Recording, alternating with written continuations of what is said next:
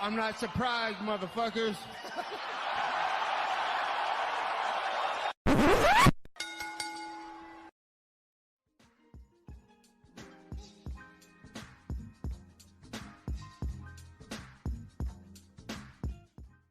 What is up, ladies and gentlemen? Welcome back to the Courtside Soundoff podcast. Once again, I'm Josh Evanoff.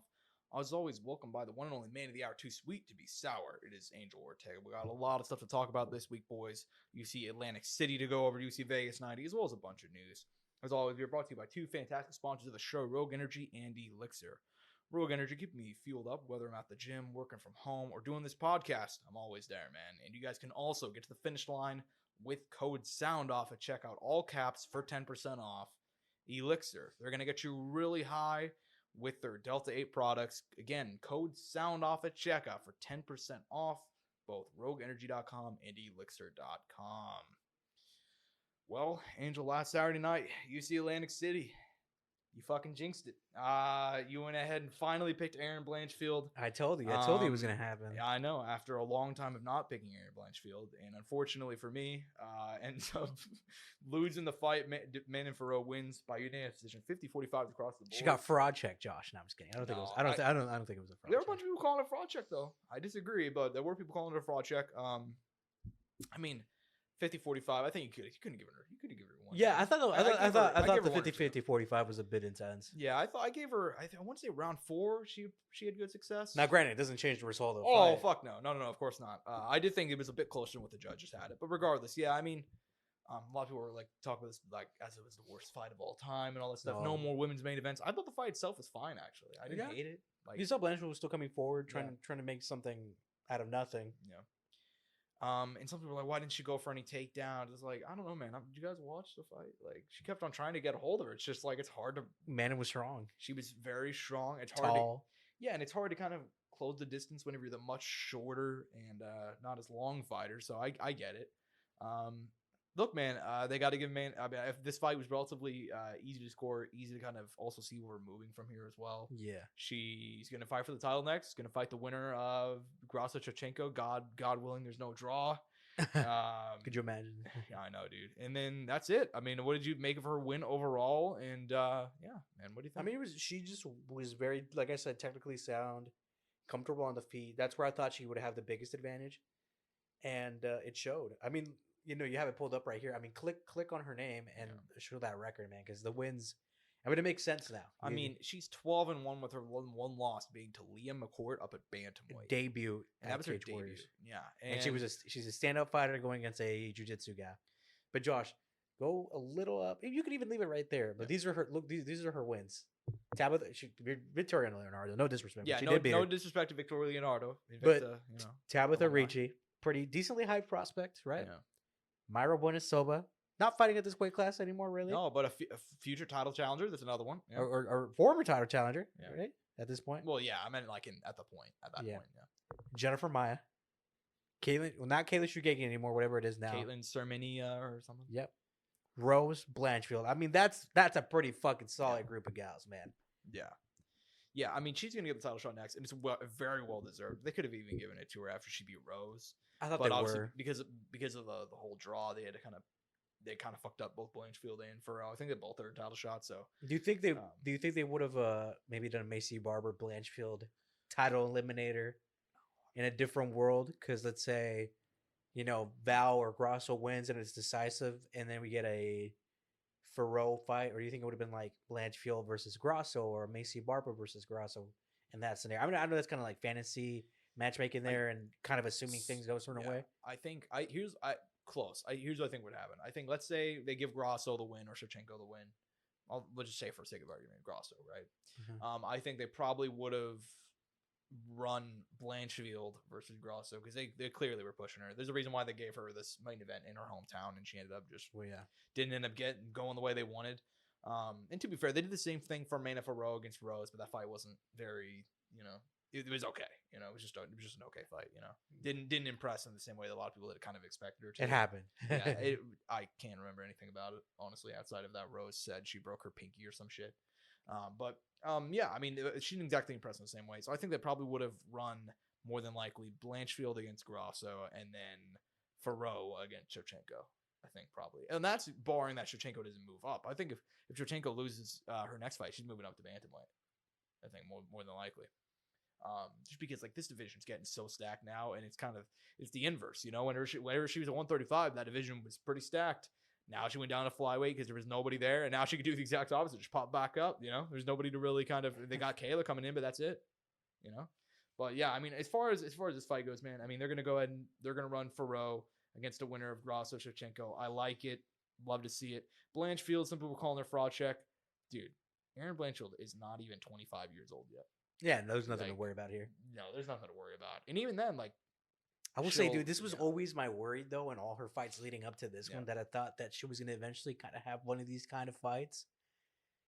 And then it ended up biting me in the ass and you a little bit in the end, right? We fell into the hype. I don't think we fell into the hype, but we banked on a young gal who hadn't faced, I guess, I mean, she had adversity, but not the kind that she had in this one where she was having she had to like figure it out, and was unable to figure Manning Farrow out and kind of find success.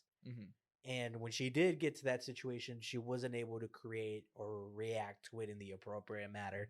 But for a 24-year-old fighter, you know, I'm not going to say just, you know, gal or guy, you know, let's just put them all under one bracket. To be in the position she's in, to get to this point, be one away, you know, it's not unrealistic to maybe it might just slightly been too much too soon, but it doesn't mean you can't get there not too far from now. Exactly. And I think she's not far, dude. Like, she's still right there. Like, I do want to ask you this though now. Go ahead. Between the Grasso and Val matchup, did you ever really feel comfortable in any of those with her? Because I really never did, if I'm being quite honest. I did not feel comfortable. I would not pick her to beat Shevchenko. I would have picked her to beat Grasso. And I think I think she could beat both of them, but I think it'd be tough. Yeah, it'd be very tough. Like, for example, I think the only way she beat Shevchenko was in the same way that how Grasso beat her the first time. Just Shevchenko whiffs terribly, and Grasso just got in her scramble. I could see Blanchfield doing the same thing.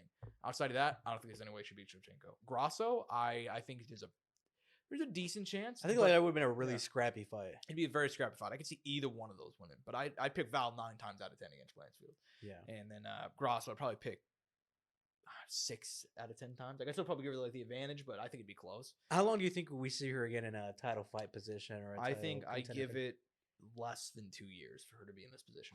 Who does she fight going forward? Talking Blatchfield, because we talked about Farrow. We know. Well, I think Farrow. That's kind of the thing. I feel like that's why I said like I think it's so easy to see where she's gonna go. You know what I mean? Because it's obvious. Yeah, it's obvious. For Blanchfield, I mean, you're looking at a top 10 that I like most of those fights, but after this, you gotta run Aaron Blanchfield against Macy Barber, dude. They were talking shit even during fight week, man. They're going back and forth.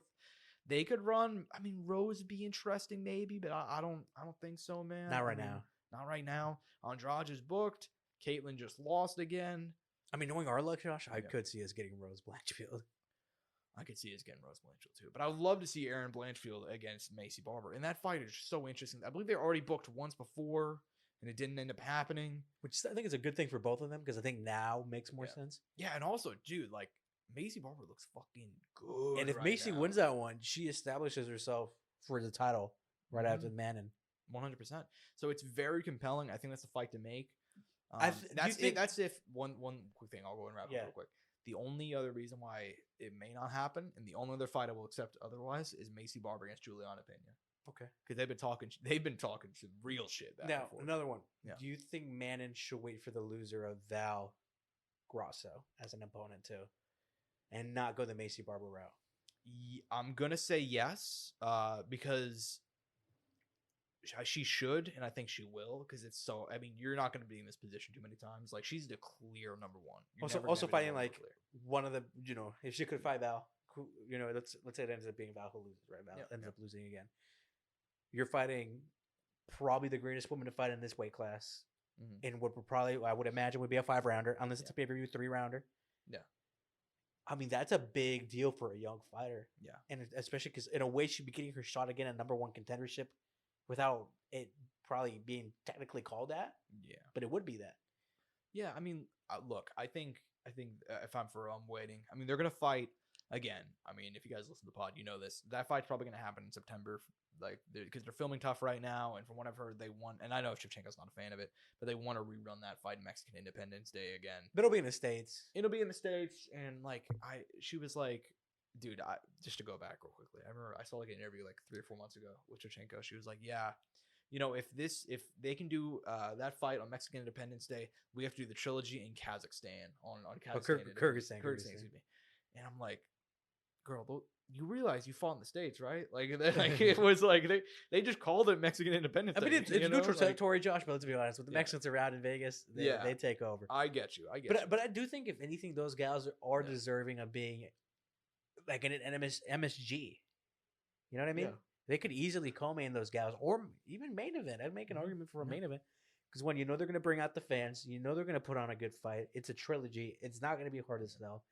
I really do think they deserve to be in a big arena, either in Vegas at T-Mobile, or at. I mean, and the Sphere is going to be big. The Sphere is going to be sick. I think that's going to be interesting. But man, who doesn't love a fight at MSG, dude? Granted, taxes. I know fighters don't like taxes in New York. Yeah, but there's something about having a fight at New York that is so meaningful and special. Yeah, and I'd be down to see that. From what I've heard, though, that's the goal. September, Las Vegas Sphere. They're not going to be the main event, more than likely, but we don't really know. But yeah, man. I mean, look, as far as women's 125 goes, very exciting times for them moving forward, man. But I do want to go ahead and move now because, man, Joaquin Buckley has arrived. I will say we both picked Luque going into this, and I think it was a smart pick. I mean, we've seen Buckley, and not even in just whenever he's kind of moved up. Like, we've seen him get knocked out by guys like Alessio DeShiro. He's had some really tough losses when he kind of moved up to the top level. This looks like another one of those fights. Instead, he beat the piss out of Vicente Luque, gets a second-round knockout win. I mean, it's pretty. I mean, I don't remember Luque having any success in this fight for even a moment. So, what did you make of it? I mean, a lot of people called it a weird Luque fight. Yeah. Did you kind of share the same sentiment? Or yeah, I mean, I don't. With all due respect to Luque, complete dog. I don't know what the fuck he was doing out there, man. Honestly, I have no idea. He didn't. He looked like he was afraid to throw because of the fire coming back at him. So he didn't. He just kind of looked. He kind of just stood there until he got finished. Maybe. I mean, it could have been that he felt Buckley's power. He felt Buckley was a little stronger than what he imagined. So he's like, maybe some flashbacks came back from that first knockout, and he was like, I can't trade like I want to right now. I can't take that risk like I want to. And I wonder if that might have been a factor. I'm not sure. I don't know that for a fact. Mm-hmm.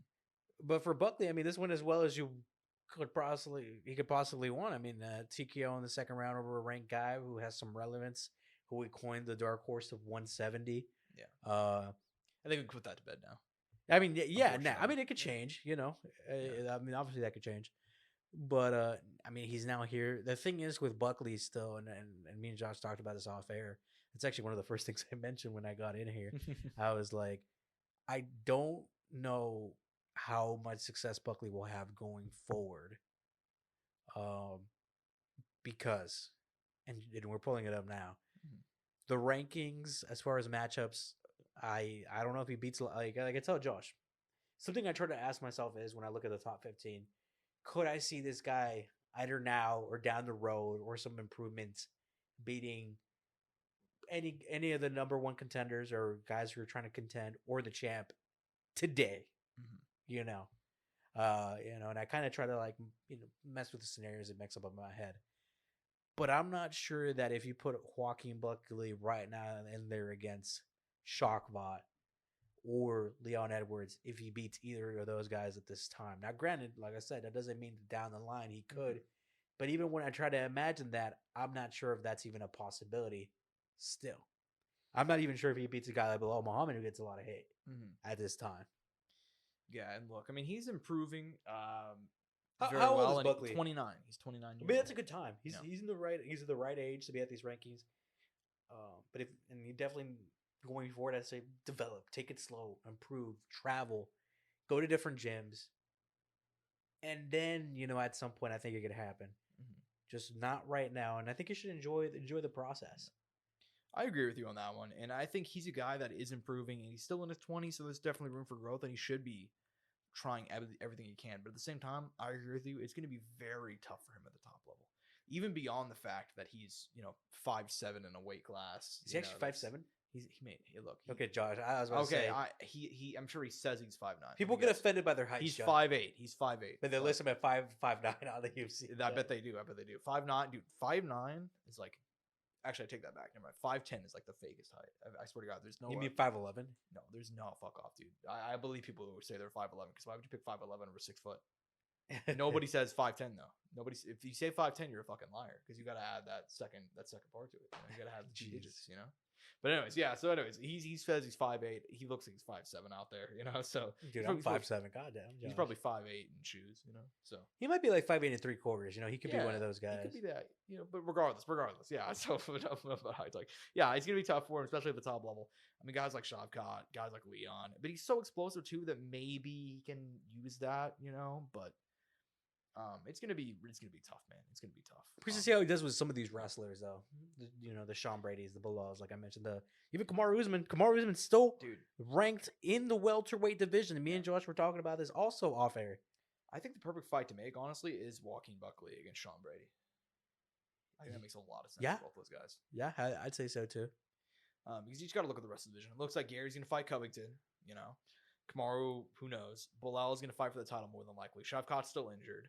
Jack Della Maddalena wants to fight Shavkat when he's healthy. So it kind of, who's the next? Gilbert Burns just lost. I guess they could run him against Joaquin Buckley, but I don't really know, you know. Burns, Buckley, that's an interesting fight. Buckley would be interesting. But I think if you look at that division, it's like of those guys, it's like really the only other one I could see is Gilbert. He's the only other guy because I think Wonder Boy's at a point in his career where like he's like, you know what? I tried to go for the title one last time. I came up short against Shavkat, and in a fight that would have gotten him the title shot. You know, so I think more than likely, like Sean Brady makes a lot of sense too. And even then, like, you know, you don't think Buckley Wonder Boy is a possibility? Yeah, and Sean Brady's a guy too. Like a lot of these guys, like Gary straight up said, "I'm not fighting anybody behind me ever," and it's like, all right, bro. But Chad move. But you know, Sean Brady, I think he's young enough. I think he knows that like it makes a lot of sense for him to fight guys like that. Like he fought Kevin Gastelum, and Kevin Gastelum was like 15 or something at welterweight. So I'm down to see Joaquin Buckley against either Burns, Brady, even Jeff Neal. You know, like there's fun fights. Mm-hmm. But dude, we got to talk about this because coming out of this fight card, there were a lot of stuff being talked about, but nothing more. This was the real story of the night. The real story of the night was Chris Weidman defeating Bruno Silva. First ruled a knockout in the third, instead corrected to a technical decision. 30-27 across the board. Because he finished him half through the round. It couldn't be called a no contest. Angel, give me your thoughts on that fight. Dude, what a fucking shit show. Yeah. For one, there was multiple fouls. Yeah. On both sides. I believe there was one eye poke from Bruno and 3 from Weidman. Wasn't there a nut kick in there too? Wasn't there a nut strike? I could be wrong. There might be, but I can't remember. Okay, well, we won't claim it because we don't know. I'm not gonna claim it. No. By the way, I like how they have notes on there, like this card, like they have more stuff on there. I'm not sure what it is. Oh, yep, right there. Yeah. Right there. It says, what does that say, Josh? Originally ruled the TKO win for Weidman, changed to a decision by the Athletic Commission due to Silva suffering an eye poke leading to the stoppage. Due to the rules, it could not have been ruled a no contest because of the point of where it happened in the fight. Fucking insanity. But Bruno Silva, New Jersey can put it as a no contest upon review. So if he files an appeal, which he said he's going to, they could overturn it, but I don't think they will. Which, you know, we know how that goes. But I thought it was a weird Bruno Silva fight in general. Yeah. And the fouls didn't help. I felt like there should have been a point after the second eye poke. The doubles, the 1-2 eye poke. Insane. I feel like, couldn't he have technically taken a point there too? The double eye poke, wasn't the double eye poke the one that led to the finish? But and I guess Bruno had an eye poke in the exchange too, right? Which was weird too. Yeah, it was weird. Like they were both poking. I mean, yeah, Bruno, he definitely poked Chris at least once. I mean, the points wouldn't have changed the result the way they were scoring the fight. But so here's the thing: I saw John McCarthy explain this. Big John. Uh-huh. He explained that. Okay, so essentially the referee had a couple of different options, right? If he thought Chris Weidman's eye pokes were intentional, he could have disqualified him. He did not think they were intentional, so they have to move to. They can't rule a TKO because they saw the eye pokes, right? So at that point, if you don't think it's intentional, you have only one option, which is to send it to a technical decision. You can't revoke points because the fight's already over, because the fight's already been called off. So at that point, as a referee, you have the option of sending it to a technical decision or disqualification. There is no in between. You can't rule a no contest because the fight's already deep into the third round. They finished it with 2 minutes. 13 minutes have been fought already, you know? So they can't rule it a no contest because it's already happened due to New Jersey's rules or whatever the fuck. I'm not sure if it's the case for Vegas. I think it is, though. So yeah, like it's a little bit of a weird situation.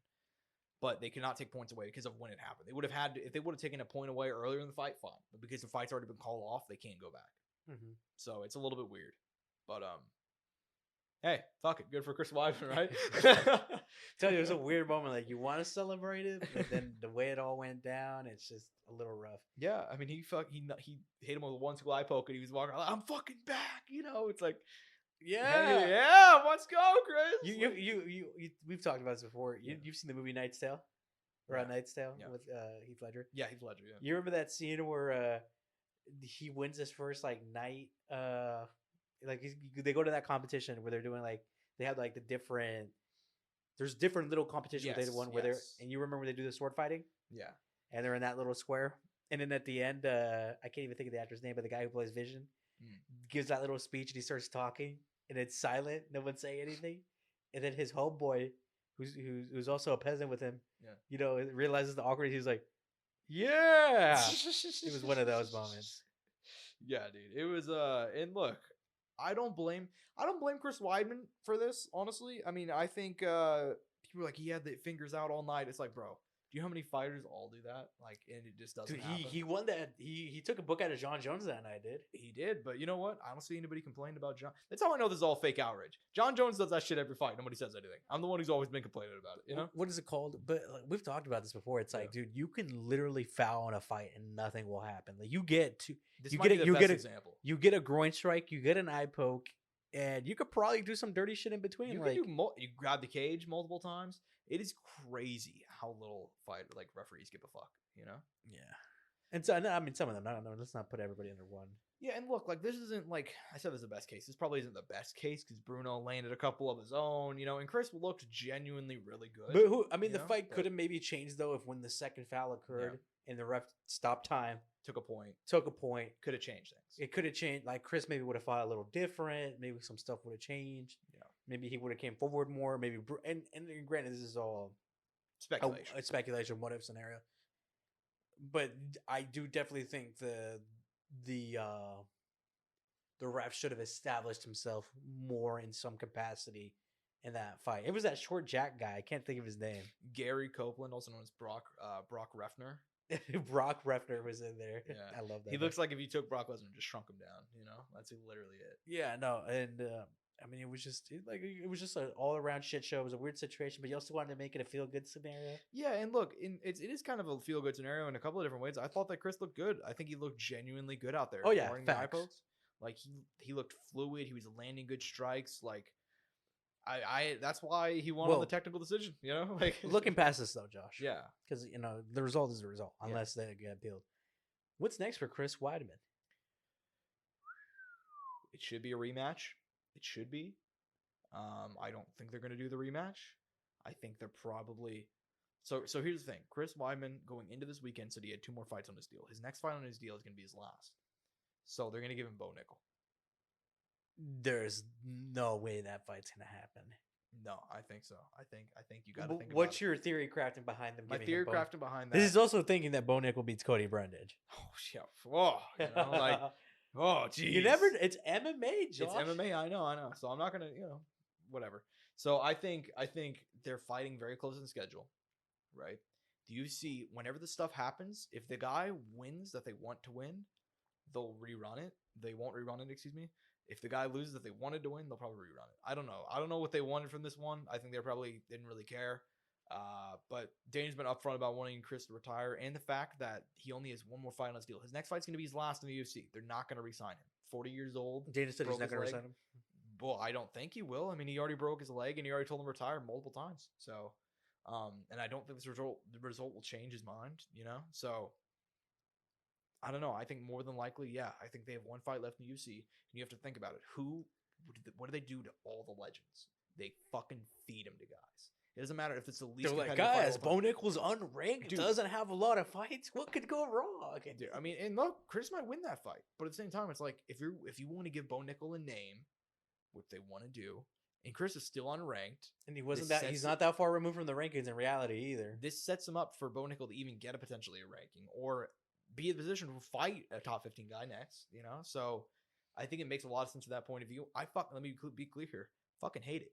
I hate it. But this is what they do. This is what they do. I remember I had to watch like 43-year-old Shogun Hu in his final fight get murked by a 25-year-old fucking can't think of his name, Ukrainian kid. I can't think of his name. Igor Portera? Yeah, Portera.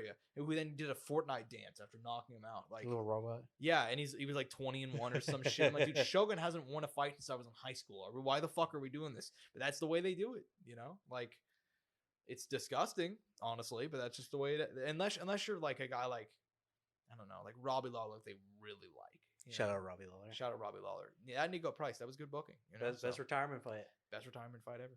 But like, that's so. Wasn't rare. Nico Price like cut from the UFC after that too? That's a good question. I have no idea. I could be incorrect. That's a good question. I have no idea. I don't think Nico Price is close to being booked in anything.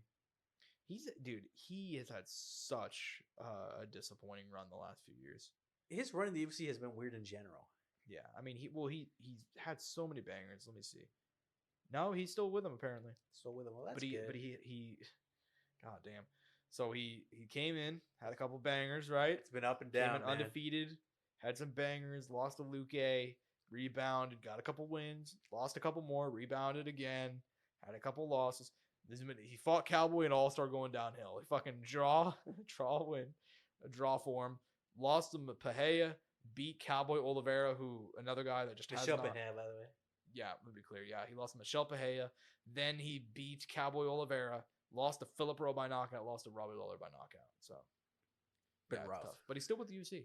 You know who isn't going to be with the UFC this weekend? Cedric Dumas. I know. I right? understand. Eye poke happened, but they didn't even call it. Dude, They didn't give a fuck. they're like, man, fuck this guy.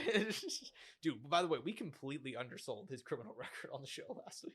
Did you see someone try to like defend him a little bit? Yeah, they're like, oh my god, who was it? He was a fighter. It was a fighter. It wasn't Dan Ige. It was somebody. Was it Randy Brown or Ode Osborne? It was Ode Osborne. Ode Osborne was like, hey man, I would say it was like defending, but he was trying to like be like, okay guys, everybody makes mistakes, and like that they shouldn't fight him. But then like someone proceeded to put a picture of mug shots like from the last 14. He had 14 arrests in since 2014 or something. Yeah, and all in a row. Yeah, and it was like, and they're like, dude, he got arrested 2 months ago. What do you? Yeah, and I don't know what to say. Look, I'm not gonna try to defend the guy. I don't know the exact situation with him and all. I don't know the exact situation. Yeah, I just know that he had a couple. His last 2 were pretty bad domestic violence arrests. I don't know. I'm not saying you shouldn't bat an eye and not pay attention. Yeah, I'm not going to speculate about the other 12 arrests. I don't know anything about those. So, but on a lighter note, Josh, I highlighted this guy last week. Nursen Razubov. Yeah. They said his name on the broadcast. I heard him pronounce it. Yeah, he looked good, man. He looked good. Took care of business. And that's the way you want to do it too. I mean, he eye poked him, and then he got the knockout. Why didn't they technical decision his ass? Like, no, I'm fucking. True. I mean, they can't do it. I know. I'm based joking. off the rules. I'm Come on, joking. Josh. I know, dumbass. But anyways, yeah. Man. Good for him. Good for him knocking out Cedric Dumas. It was a weird night though. It was a weird night overall as far as. Well, dude, the Chidi and Jaquani and Reese McKee fight, how ended up going down, dude. I want to find the guy who scored that fight for Reese McKee, and I just want to talk with him. I just want to talk with him. You know what's funny is I knew going into that fight, I'm like, that fight, on paper, super easy to score. But I'm like, I know there's going to be one dumb fuck who saw Reese McKee holding on for dear life in the clinch. And he's going to be like, yeah, that was control time. Let's give him the fight. And sure enough, there was one, Yeah, that fight was weird, man. It was a weird fight. It was a weird night. See, do you think that's one of the moments where like having the yellow card pulled out would benefit? Dude, yes, 1000% yes. I fucking hate it whenever that happens. Whenever they just have one guy, and I like Reese McKee. We've hyped up Reese, not hyped him up. But we've been like, yeah, super fun guy, and he normally is. But in this one, he was like, dude, fuck this, fuck striking with this guy, fuck getting hit in the face by this guy. Yeah, he was just like, I'm just gonna hold on for dear life. Because the reason I brought it up is because someone else highlighted it, but was it Arjun Bowler, and I can't remember who he was fighting in one. But they had they DQ'd him. Yeah, which. Dude, I mean, that's probably like if you have you seen that fight at all? I saw the finish. I did not watch the. Dude, watch preceding that rounds. whole fight one day when you have free time, dude, and there you will have no issue with the outcome of the DQ in that It was fight. Malikan apparently. No, it wasn't Malikan. It says Malikan on there, but I'm Oh, pretty sure it was well, someone else. Let me. If you scroll down, you'll see Amir Akbari. He Amir already Akbari. lost to Malikan. Yeah. Yeah. So, but yeah, there was 2 yellow cards, and then Herb Dean said "fuck it" and pulled out the red card. Yeah, which was honestly the most base thing that Herb Dean's done in about a decade. But like I said, like if you watch the fight, they were all like, yeah, Yeah, should have happened. they need to give Reese McKee a fucking yellow card on Saturday. I mean, Dude, that might have been a fucking DQ at that rate. dude, just I've never look, dude. I get fighting happens, man. I get it, but you gotta try and work from those positions too, man. Like, and he wasn't even trying. I'd to take work. down something. Yeah, and that's body lock just up against the fence, not doing anything, not even landing, not even doing the little pitter patter strikes that fucking guys do. You know what I mean? Yeah. Do something, man. But anyways, I'm happy Chitty got the win. Or at least you know? go up high and try to like clinch. Do anything. Throw some elbows in there. Yeah, do anything. That's all I'm asking. Especially some guys have Um, gone like slicing elbows, dude, from being in some of those positions. Yeah. Damn shame, but at least Chitty got the win. At least they got the right man, right? Kyle Nelson knocking out Bill Algeo. That's a feel good moment right there for Kyle Nelson. I thought you should say that's a feel good moment. I just stopped right there. I'm like, yeah, man, fuck Bill Algeo, bro. Right? Fuck that motherfucker, you know? Well, that a feel good moment from Bill Algeo. I know, I'm fucking around. Yeah, so, and people booed him on the night of. I'll say this. I'll never understand booing a fighter who won a fight with a premature stoppage. It's like, he's not the one judging the fight. Kyle Nelson was beating his ass. It's just he didn't beat his ass long enough, you know? Like, how's that his fault, you know? But sure enough, Atlantic City booed him out of the building. And by the way, his post-fight speech, dude, MMA is the greatest sport on the planet. I swear. I didn't hear. What did he say? You didn't hear this? No. Kyle Nelson, he knocks out Bill Algeo, gets a stoppage I think win. I might have seen the clip, but I can't remember. Yeah, gets a stoppage win, and then he gets on the mic and he's like, 50-50 custody has to be a thing. Yes. Men need to be in their father's Yes, lives, that's and what it it's was. like it need to be in their son's lives, and it's like, you know, it's one of those things where it's like I don't even disagree with the messaging. It's just like, dude, you just don't want to fight. Dude, that was up there with the John Anik. These two fighters are in custody battles for their children. Well, yeah, we know Kyle Nelson. We can only assume that he's in a custody battle now, you know. So fuck, dude. I guess so. Anyways, bro. On a lighter note, on a lighter note, Nate the Train the UFC, baby. Nate the Train, baby. Yeah, man. I guess the knock. He could come from behind too. A true Nate. Did you see what he said, dude? And then he gets the win. And I saw him on Hawani on Monday, and he was like, he just did the interview, and like I never watched like a long form interview with Nate the Train before, and I'm like, oh, he's just like that all the time. Like he's just that guy. He's just always hyped up. Where's Nate the Train from? But before I click on it, do you want to guess? Somewhere in the South. I'm gonna guess Louisiana. Louisiana or Florida? Tennessee. Ooh, Tennessee. My bad. All right, we're wrong. Yeah, I saw people posting. He was like a he was like a Black Lives Matter protest in 2020. What a Chad. Yeah, and then somebody reposted it. It was like, "I love you, white boy." Like just. Somebody needs to make a meme out of that. I know. But hey, man, I love Nate the Train too, man. I love Nate the Train. Chad and move out of Nate the Train to the UFC, baby. You know, by the way, he's sad loss for our girl, dude. Lupita Godinez. We highlighted her last week. Lost to Virginia Rova. Yeah, but the thing about Loopy is though, man, she'll be back in 2 weeks. It's gonna be all good. Right, she'll do a turnaround. Yeah, she'll be good. She'll be good. Happy for Verna too, though. I mean, Verna, older, but on a win streak. Not only that, but she ranked number 5 now. She's in the running for a title shot. It's not that crazy. Let's look at the age. 38? 35. 35? 35. Going to be 36 next month. Won 3 in a row. Minir Rodriguez, Loopy, and Angela Hill. Do you think can we look at the UFC rankings real quick to see where that positions her? Yeah, so she was ranked number 5 going into the fight. I know that. I don't know if she moved up. Obviously, I don't feel like she moved a lot, if much at all. No, she did not move. Still behind just. Why is she behind Jessica Andrade? Well, anyways, still behind Jessica Andrade. Do you Limosh? I mean, Suarez. what do you do with her next? She's in a weird spot right there too. Fuck. I mean, it depends. She might have to fight another one. I kind of feel bad for her. Look, I think here's the thing, right? So Andrade, did she fight Lemos? I don't hate that, but here's what I would do personally. If it depends on how UFC 300 goes. If UFC 300, if Whaley gets to win or Jan gets to win or whatever, and they're down to make a quick turnaround, I think you run them against Verna. if they're not down to do a quick turnaround, or not even a quick turnaround, fight in like, I don't know, 6 months. You know what I mean? Mhm. Because Whaley only fought once last year. You know what I mean? For some reason, they're just not taking her, you know. Yeah. They're not giving her a quick schedule. They're not having her fight once a year. If they're going to have her fight twice this year, fight Verna. If not, you wait for Tatiana Suarez to get healed. You do Verna Jandrova, Tatiana Suarez, winner gets a title shot. Banger. Give him 5 rounds. You know. Now that you put it, I think then it's gonna be Verna versus the winner of Whaley. Yeah, Because you got to think about it. Tatiana, I believe, still isn't.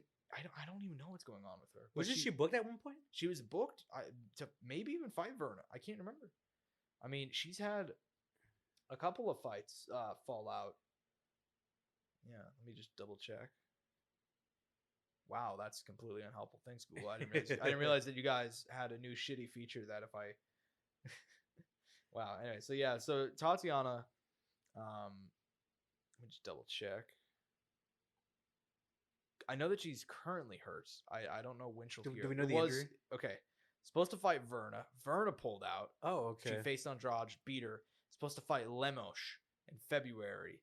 Pulled out, got replaced by Mackenzie Dern. That's what it was. Yeah. So Lemos versus Jandrova does not seem too far fetched, but the problem with that is what happens if Lemos wins and you have her who just got 50-40 forward by Whaley. Yeah, that's the other issue. I mean, everything changes if Jan wins too, though. Yeah, so. that's the other thing. Well, I feel like they do like a Whaley rematch in that case. In China, they probably fuck no, dude. God no, they're gonna put him in fucking on that Australia card. That no, they're gonna put him in fucking New Jersey, or some shit. They'll whoever pays the most, they'll put him in Salt Lake City. I will say, I do hope that we keep on getting these shows where it's like, oh yeah, they're paying for the show, and then it's like they're gonna be like, yeah, fucking Iowa paid $5 million to hold the UFC show. They'll have fucking the most stacked card of all time. By the way, well, we're also kind of running down that card real quick. Ahead. The return of Herbert Burns, just as disappointing in his last fight. Yeah, that one was sad. Yep. I mean, that should be the end of that run, right? Look, if getting carried out of the cage wasn't embarrassing enough, just getting carried out of the cage by his brother, this fight would probably do it. First of all, you're kicking the dude in the dick enough to get a rare. We waited 2 years for that. I can't remember the last time we had a point deduction, but God damn it, Herbert Burns, he found it. He found a way. He got it done. His opponent missed weight too. So first of all, opponent coming in missing weight drained, wasn't even close to either. He missed weight by 2.5 pounds. Wasn't even close. Goes out there, kicks him in the dick multiple times to start round 1, and still loses. 3rd in a row, you got to cut him. You got to do it. It's unfortunate. That is what it is. And by the way, his wins in the UFC. Derek Minner got in by motherfucker who literally throwing fights, right? Nate Landwehr, great win, no issues. And then Evan Dunham, who was 3,000 years old by the time he fought him. The remains of Evan Dunham. Who had already been in the UFC for 12 years by that point. So, and retired. So, yeah, they gotta move on from Herbert Burns. But Josh, to continue, still crazy shit that happened on this card. Yeah. Jacob Malkoun, Andre Petrosky knocking himself out on Jacob Malkoun's hip? Yeah. Question mark? Yeah, so I've watched a lot of MMA in my day. Well over a decade, almost 2 decades deep at this point. Josh is like, I've seen plenty of guys knock themselves out too. Oh, indie shows, Invicta shows, Bellator. I've seen it all, man. Wait, you've seen a girl knock herself out in Invicta? No. I'm saying I've seen it all. Uh-huh. I've never seen anybody get knocked out diving for a takedown and hitting themselves on their hip, hitting themselves on the guy's hip. I've never seen that shit.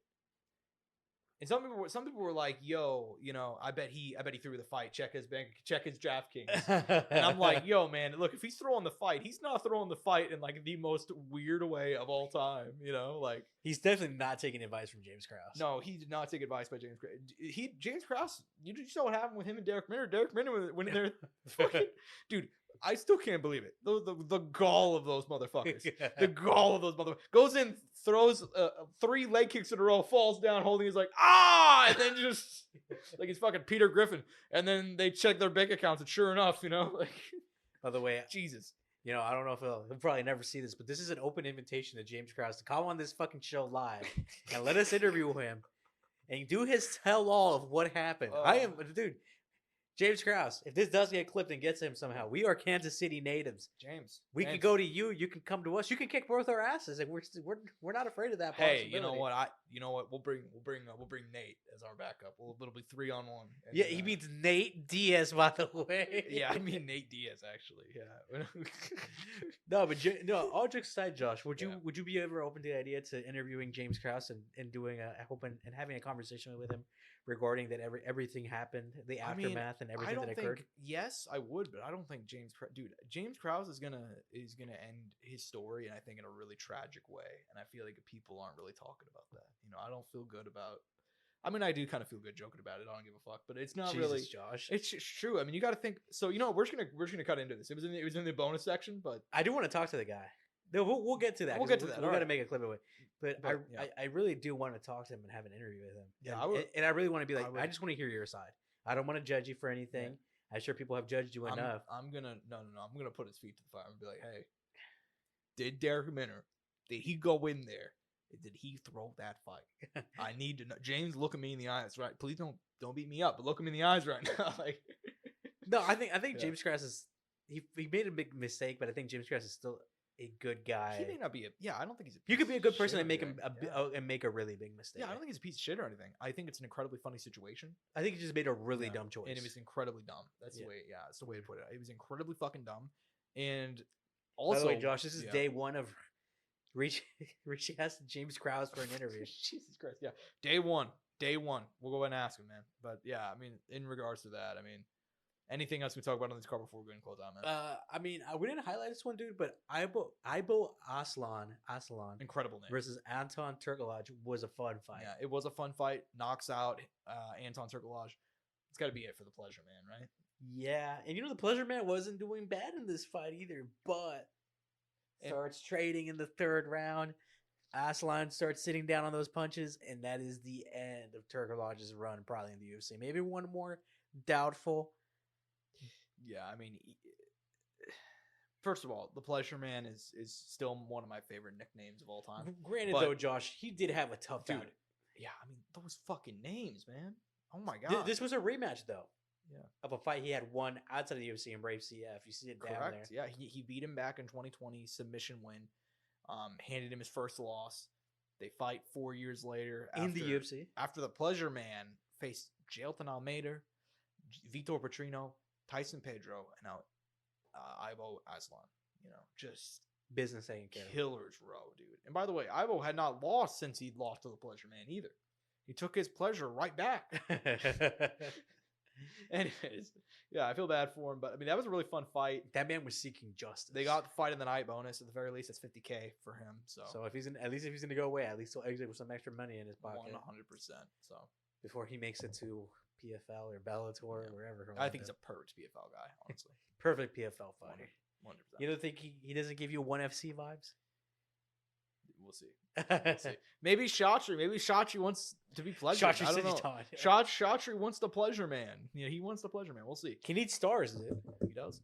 Anyways, man, I think it's about time to move on. Because don't worry, boys, Saturday night, live from the UFC Apex again.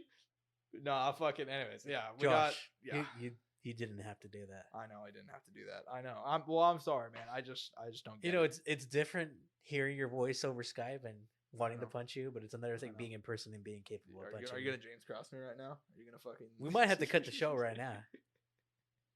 Anyways, man, yeah. So we got UFC Vegas 90 going down this weekend. Brendan Allen, Chris Curtis, main event, 5 rounds, rematch. What do you think, brother? What do you think? These two fought back in 2021. Chris Curtis got the knockout win, also on short notice, same as he is here. Yeah. Wait, isn't that crazy? It is kind of crazy. How it's repeating itself. It is kind really of crazy. Now, can Chris Curtis repeat that result? Now, that's something I don't think is going to happen, Josh. Ooh. You're not picking your boy? No, I mean, dude, Brendan Allen just looks so good. No. He's putting it together. It's his moment. No. I think he comes out here, takes care of business. He rewrites that story, and Brendan Allen gets it done in the new debuting purple shorts, Josh. Big deal. Big deal.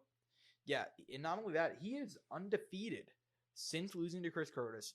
He has won 6 fights in a row. And I remember whenever he got knocked out by Curtis. I remember he took that fight with Sam Alvey on like 4 days' notice and just went in there and fucking beat the piss out of him. I'm like, man, this kid's the real deal, man. Like, honestly, he's for Granted, though, he did beat our friend Sam Alvey. he did beat friend of the show Sam Alvey. But yeah, so I think it was just it was he's looking good. I'm on the same page with you. I think he's very well rounded. He's got the purple shorts. 28 years young.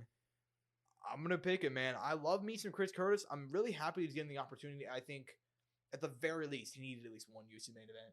Before all is said and done, he's had a great run. One of the most improbable UFC runs of all time, I think, honestly, in terms of the Contender Series and the kind of struggles he's had over his entire career. Getting signed in his mid-30s. You just don't see that sort of thing getting into the rankings. I think he might have some good wins after this one, but he's not going to have a good Saturday night. I'm taking all in to get the win. Probably by submission.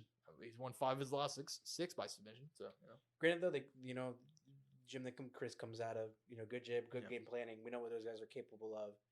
So, I mean, let's not act like we'll be surprised if. Oh no! I mean, Chris Curtis, like, for me, this is a 50-50, honestly.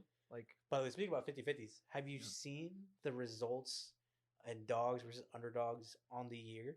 No, are the underdogs? The underdogs are leading over the favorites, and I okay. think by a decent little amount. Now, granted, Josh, underdog like plus 105, plus 110. Yeah. We've had some of those, so it's not. But still, though, because think about it, Dricus, Topuria, because Topuria was a. Oh yeah, well we got Poirier and Benoit. JDM and Gilbert. Was Rosenstreich, I think, even an underdog? He was an underdog. It was a slight one, but he's an underdog. Chimaev. Yeah. Who was the other heavyweight we had? Who else? Yeah. Tybura. Oh yeah, Tybura. That's another example. I think Tybura might have been an underdog. He was the underdog, yeah. But yeah, just to give you an idea too of the kind of favorites that we've had. Yeah, and look, Chris Curtis should absolutely win this fight. He is right on the verge of it. Like I think he's right there, man. Like I think he could absolutely win this fight. I just think the safe pick is Brendan Allen. Man, but dude, he was close to a title shot though. He beats Jack Hermanson. He would have been right there. It is kind of crazy to think about. Yeah, would have been right there. And he can still get back. He can win this fight, but we'll see. It's going to be tough for him. He has an uphill battle. It only takes a few. You're not wrong. You could string them together, but it's looking like Brendan Allen's moment. I agree with you. Co-main event, man. By the way, the fact that this is a co-main event is just heartbreaking. Alexander the Great Hernandez, 1-3 in his last 4. Moved down to featherweight last year, taking on Damon Jackson, who's lost 2 in a row. Very well-rounded guy, very fun guy. An Oklahoma native. Got to shout him out.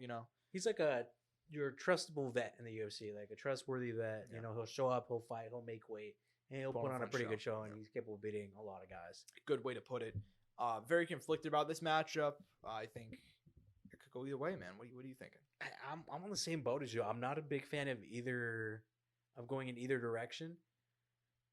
Fuck, I hate it, man, because we've had a rough year on our pick'ems. Yeah, I don't have the thing updated yet, but we've had some rough picks, especially on fight nights. Pay-per-views, we've done pretty solid. I feel like pay-per-views for us are a little easier, and plus we have a lot more fights to pick from. Yeah, and you know the guys that are on pay-per-view. Yeah, and at the same time, some of these co-mains have been throwing at us have been kind of wild. Yeah, like Carl Williams and fucking Justin Thomas. I mean, the thing is, this is literally a coin flip, in my opinion. Fuck, I'm gonna go Alexander Hernandez. I'm gonna pick the younger guy who at one point had a lot of potential, could get it together at some point. Damon Jackson a little older, coming off 2 knockout losses. I don't think Hernandez has been knocked out in any of his losses, but he's definitely been taking some damage. Yeah, he got finished by Billy Q, but outside of that, that's his only knockout as of late. Yeah, so I mean, man, it's in the air, man. Because you have a guy who's up and down changing weight classes, and you have a older vet who's never cracked the rankings, but is still good. But it's coming off 2 knockout losses. Exactly. Well, one knockout loss. Oh yeah. You got Billy Q into decision. I mean, fuck me, man. I don't know. Maybe I'll go with the Damon. I'm gonna go Damon. I'm going. Damon. I think I'm gonna switch. I'm gonna go Damon Jackson. All right, let's go Damon Jackson on that one. I mean, it's a 50-50. It's a coin flip. Both of these guys have struggled. Neither one's very good. Neither guy's going to crack the rankings. And look, I liked Alexander Hernandez for a long time. I still think he still might be able to turn around. But look, he has fought killer after killer after killer after killer since signing the UFC whenever he was only 24, I want to say. So he has just fought guy after guy, and granted though, he was hunting that down too. He was, but at the same time, you don't know until you're in there, you know. And he knocked out Beneil, and he knocked out OAM and somebody else too, and they got the Cowboy fight, and just it's all been downhill. Humbled by Cowboy, which by the way, when we talk about a fraud check moment, I don't think it's a fraud check moment because I think Hernandez is still good, but like. That might have been the most satisfying win in MMA history. I don't give a fuck. At the time? Yeah, at the time, dude. At the time. I wasn't even a Cowboy fan either. Because he was disliked? Yeah, I wasn't even a huge Cowboy fan. But the way Alexander Hernandez was just like talking so much shit, I was like, man, this kid's gotta be fucked. He got a bit of Roy Jones's ass. Just straight up, you know, have Cowboy not land a strike the way he's talking, bro. Instead, he got murked. So yeah, he got beat up. But yeah, he's struggled since then. I'm gonna take Damon Jackson get the win. Maybe that'll result in Hernandez being cut. I gotta see Hernandez winning and then putting together a run. He's so up and down. I have no idea. So if he gets it together, it can happen. Yeah. But it has to happen now. It has to happen now. It can't happen in the next fight. It can't happen in the one after that. And he needs to string them together. He has to get like 3 fights together. 1 loss in there, okay, right? So be it. But he can't go 1 win, 2 losses, 1 win, a loss, a win. You know, like he really needs to put these together soon if he wants to leave some sort of legacy in the UFC. Because there's definitely some talent there. I agree with you. I 100% agree. But there is some bangers on this card, though, Josh. There are some bangers, and I'll admit it. I actually like the prelims more than I like the main card, but we'll run down the main card real quick. There's some stuff to look forward on here, though, Josh. No. I agree with you. We got Chepe Mariscal, a.k.a. Jose Mariscal. Yeah, who is very exciting. Very fun fighting Morgan Shire. Yeah. Shire, dude, French fighter. Killing it on these. Of course, man. Look at that name. And then on top of and below that, too, which I think is a great main card fight. I like how you asked me if he's a French fighter. Like, what the fuck? Like, I don't... Right. But also below this, Josh, Ignacio Bahamondes versus Christos Gallegos. Yeah. Oh, my bad. That was a fun fight. That one's fun to watch. I mean, Christos Gallegos, a fun kid. Fun action fighter. Bahamondes, young. 26 years young, man. I didn't realize he was that young. Prospect. Had a tough out last time with Leroy Klein. Had a couple of tough outs. I mean, has had a couple tough outs in his career in the UFC. Still had a lot of wins, though. A lot of wins. Has a lot of potential. Young. Very tall for the division. Yeah. Opening up the main card, Trevor Peake, Charlie Campbell. Banger. But Josh, we have a UFC newcomer on this. The brother of when Johnny Walker. Yep. Walter Walker fighting at heavyweight. He is a heavyweight. Against Lucas Brzeski. The Polish fighter. Yeah, he's going to fuck him up, huh? I mean, dude, that was very dark, Josh. My bad. No, I mean, first of all, the guy's name is Walter Walker. He's 11-0. The Clean Monster. Yeah. First of all, what a name. By the way, also good. The UFC always needs heavyweights. He's young, too. I believe he's in his 20s still. Yeah, still is. Dude, beat up Alex Nicholson last time at UFC Vet. Another one, you know. Not beating a lot of guys with great resumes, but look, Lucas Brzeski. I mean, this guy is about to probably get cut if he loses this fight, dude. They know what they're doing here. They know what they're doing. Yeah, and this guy's also faced other guys who are kind of built up heavyweights in the division. I mean, look, we have the list right here: Martin Boudet, Carl Williams, Waldo Cortez Acosta, all project heavyweights they have in the UFC. But how old is Walter? Can you go back one page? Yeah, for sure. Walter is currently 26. Dude, a 26-year-old heavyweight, 11-0. How often do you get that in the UFC, if ever? Dude, he is 6'6", 26 years old. He is. How much did he weigh in his last fight? There's no weight. You fucking pricks. but he's a heavyweight, so I mean, anywhere from 265. He's a big boy. That's all. That's what we'll go ahead and say. He could either be 207 or 265.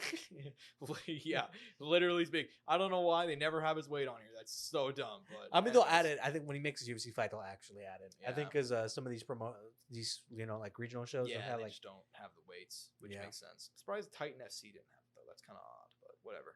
maybe he did weigh in at 265. Did you ever fucking consider that, Josh? You fucking dumb fuck. What the hell, man? No, I'm just sorry. kidding. Damn, bro. Anyways, yeah. So excited to see him coming in here. That should be fun. Yeah, man. It's a main card. It's gonna be for some of these fights, man. No, I mean the only guys ranked on this card on the main card are Brendan Allen, Chris Curtis. Should be a fun night though, at least fight wise. I'm excited for the prelims though. Those prelims actually have a lot more names than you'd kind of think. It's a little weird. Yeah, which is kind of weird. Court McGee, Alex Morono. Banger. Two old fucks, but they're gonna go out there and they're gonna put on a show. I mean, Alex Morono's Banger. not old, but Dude, Alex Morono was like 1-1 away from making a run. correct. If he would have beat Ponzinibbio, Beat Ponzi. yeah, It would have he's been right there. I mean, he's not in a bad spot, but man, Yeah. He's 33, taking on Court McGee, who might be. He's 39. Court McGee about to be 40 years old, dude. Yeah, Jesus. still going and struggled in his last two. So Granted, though, he had some tough fights in there. Jeremiah Wells is a tough guy. Matt Brown too. Yeah, it's Yeah. tough. So that one should be a banger, dude. Jermaine Duran to be making a return after nearly 3 years away. Had a child. Had a kid. Coming back to face Norma Dumont down at bantamweight. We'll see how she'll make bantamweight. If she can make bantamweight. We'll see. Do you think these gals should have been the co-main? Yes, I think there's a dude. It is. That's some insane disrespect. I mean, people talk about how like women's MMA is like forced on them. It's like, bro, that's arguably the second best fight on the card, and they're putting them in an early prelim. Yeah. So Disrespect. yeah, I mean, a top 15er against a former champion. It's crazy that it is. And Granted, Norma Dumont not a top 15er in bantamweight. no, she is. Is she actually? She's 11 because They got her at bantamweight. They still got her ranked. Yeah, they have her at bantamweight because they haven't. I don't know, because they just didn't have any featherweight weight class and they didn't know what way to fucking rank her. They're like, so- fuck it, we'll just throw her in here. Yeah, basically. Yeah, dude, Norma Dumont missed weight at fucking featherweight, dude. I don't know how she's gonna make at bantamweight, but anyways. Granted, though, we don't know the circumstances under that. Yeah. Granted, though, that bantamweight miss is Brutal. 139.5. Yeah. He lands against Ashley Evans Smith. She's still winning the fight, but Beat fuck, the piss dude. out of her, yeah. She'll never be able to fight a championship fight if he can't make the fight. Exactly. The weight. We'll see if she'll make the weight here. But yeah, I'm surprised. I mean, that's a mad disrespect. Former champion coming back after 3 years against 11th ranked Relegated to the ESPN prelims. of a UFC Apex show. Damn, dude, that's brutal. God. Anyways, man. Alatang Healy. This fight's actually off against Victor Hugo. I believe Victor This just got Hugo announced? is out. Damn. Yeah. I don't know if they have any replacement yet, but I'd love to see Alatang coming back here, man. Cynthia Calvillo, man, I'm a big Calvillo fan. Fucking shocked she's still in the UFC. I mean, one more and she's probably out, right? Yeah, I mean, 5 losses in a row. And granted, she has 2 splits in there, so that's not easy. That's really tough to deal with. And I remember thinking it should be Nina Nunes at the very least. But that's the other thing, Josh. Yeah. It was the Nina Nunes. Yeah, exactly, dude. Yeah, so she's lost quite a few in a row. Pierre Rodriguez, She's game. she's game. She's younger. We'll see how that one goes. Just dog. Dan Argueta, Gene Matsumoto, That should be a fun one. fun one as well. Cesar Almeida, former kickboxer, I believe. Yeah, former Glory kickboxer, one of the best kickboxers on the planet, coming in here 4-0, won a contract on the Dana White Contender Series last year. Coming in here, taking on Dylan Butka. He's just old. That's the only Middleweight. issue. That's the only issue. Yeah, it's gonna be tough for him to kind of make the jump because not everybody can be Poetan. It you is. know? Damn, Josh. I mean, It's it is insane. middleweight. Did he fight Poetan? I don't think so. Well, Actually, they might have. They might have fought. Let me you just know, double check. kickboxers fight a lot. I'm sure he's fought some name. Oh, yep. Yeah, they he did. lost to him. Twice. Lost Twice. him. I actually. Oh, they listened- had a trilogy. He beat him once. He beat him once. You know something? I did watch his fight in the Contender Series. Yeah, do you look good? I mean, Can't remember. it's been a while. Yeah. Well, yeah, we'll see. We'll see how he does. He's coming in here mid-30s. Crazy how just like. I mean, look, everybody- he could make a run. Pereira did. Why couldn't he? Exactly. And you know, he's 1-2 against Bahia. We'll see. We'll see what happens. And look, and if he does get wins, they're already going to start trying to throw that out. Oh yeah, They're you 100% know. going to mention the fact that he has a win against him on the UFC broadcast. Not a fucking doubt, dude. Not even a doubt in my mind. But yeah, I mean, and then opening up the card, the only fight we didn't mention, Nora Cornole taking on Melissa Mullins. So Bantamweight fight. Bantamweight. English fighter Melissa Mullins, I believe. yep, I believe so as well. Decently. That seems like a very English name. Yeah. Yeah. Melissa. She's a dog. I think she has like Undefeated. undefeated, Coventry, England. Yeah. Good prospect. Yeah. I don't know if she's young or not though, off the top of my head, but I mean, for women, it doesn't matter, honestly. well, yeah, but you know what I mean. But it's always nice seeing a young fighter 32. who has a lot of potential to develop. I mean, not old by any means. Beat the Russian Ronda last time out. Remember that? Yep, I remember that fight. 34 years young. Nora Cornole coming in here for her second UFC fight as well. So, What is it, French fighter? yeah. So that one should be fun. It's a card. It's happening, but I think there's fights here that they'll provide. It's much better than the last Apex offering. Oh God, I'll yes. say that much. Yes, I will say that. Yes. So yeah, man. There's names on here that you know. There's action fighters on here. There's fighters that are gonna come out and fucking perform. 100%. You ready to go ahead and move on to the news? I am. Anyways, man, UFC Saudi Arabia was announced earlier this week. In the main event, man, we're gonna have Robert the Reaper Whittaker taking on Khamzat Chimaev. 5 rounds. Winner presumably getting a title shot. I mean, that wasn't confirmed or anything, but that is what we can go ahead and assume. I mean, Khamzat. I mean, he beat Kamaru and was supposed to be a title eliminator anyway. Didn't end up getting the fucking title shot, so it's kind of funny. But anyways, man, what do you think about this? We also have the entire UFC Saudi Arabia card, at least the main card anyway. Kelvin Gastelum, Daniel Rodriguez, Sergey Pavlovich, Alexander Volkov, Walker Ozdemir, Sharbutin, taking on Ilhor Peteria, Nazrat Hakparas, Jared Gordon. What do you think? I mean, Dana just surprise dropped this on us like at midnight, I think, on what was it, Friday night? I can't even remember. Something like that. Or it might have been the same day at night. I think that Wednesday night last week. I could be wrong. Thursday night, something like that. And he announced it like if this was a fucking pay-per-view. It's not. It's going to air on ABC, right? Yeah, it is.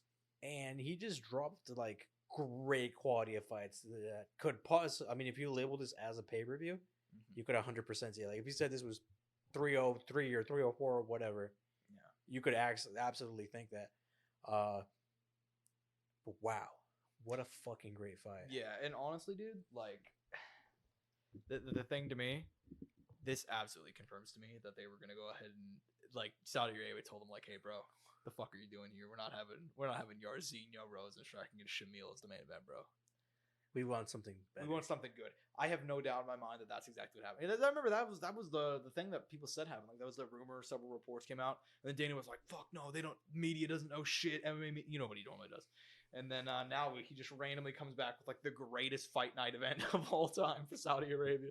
Just one of the best fight nights of the whole year. Yeah, not of all time. It probably will be the best fight night of the whole year, actually. Fuck that. Dude, not a doubt in my mind, dude. It's a banger main card, and they're probably going to stack the prelims too. I mean, look at what it's competing with, right? Exactly. I mean, yeah, man. It is, and it's going down, I believe the date, June 22nd, Kingdom Arena, Saudi Arabia. As far as the fight goes, man, I mean, biggest test for Khamzat. I mean, 5 rounds is tough. I mean, that literally, I'm not going to give my prediction now, but that changes everything as far as I'm concerned, you know? And Whittaker coming off the win over Paulo Costa, I love it, man. That's excellent matchmaking. Khamzat can't fight in the States, so you might as well put him on the Saudi card, you know? So, banger, man. I don't have any issues with it. What do you, any close thoughts on it, man? Not too much out of like, damn, we got like just a solid ass matchup on a great fight night. Mm-hmm. On top of that, by the way, is that Coleman event confirmed, or is that just a rumored? That's just the rumored order.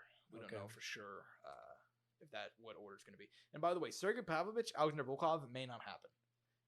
They already announced Pavlovich against it may not even Pavlovich. They announced one of these guys for a different fight, and then they ended up booking them against each other. Well, we had the big rumor was Volkov versus Almeida in Brazil. Correct. That's what you're thinking of. That's what I'm thinking of. My bad. But then they dropped Pavlovich, Volkov on us. But apparently, like Almeida, and I sent you the tweet. I think I'll pull it up.